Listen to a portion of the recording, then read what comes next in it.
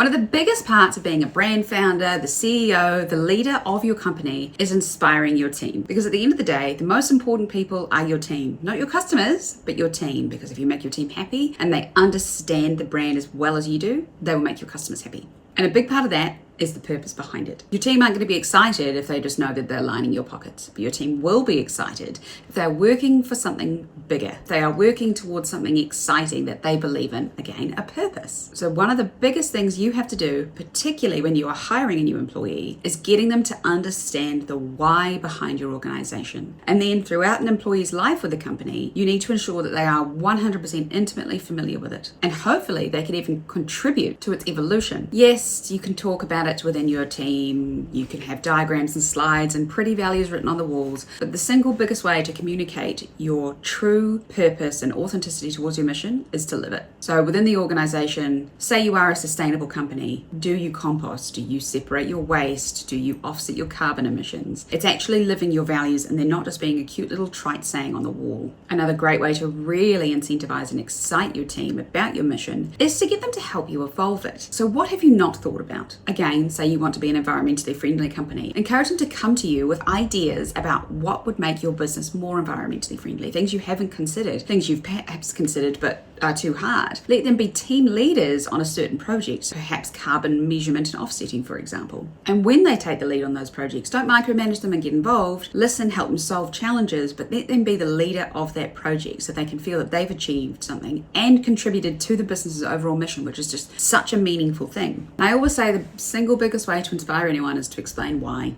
Why the purpose behind your company matters. Why it matters to not only you, but to the people it's serving. Once people understand why you were doing something, they are more likely to get on board rather than to simply do it because they say so. That's true of everything in life. Whenever we are approaching suppliers or logistics providers or something, and we ask them to do something that perhaps they wouldn't ordinarily do, we tell them why. And when they understand that why, they're so much more likely to go out of their way to work that little bit harder for you. And the same goes to your team. Explain to them why it matters to you. So the key is to effectively leading and inspiring your team. Lead by example and act in accordance with the values and ethics that you've set down. Communicate them clearly and openly and accept feedback. And empower your team to go and add to it and help with the evolution of your brand, because it will make them feel like they are part of it. It is only through a positive, inclusive, kind, supportive team culture that you will achieve anything at all.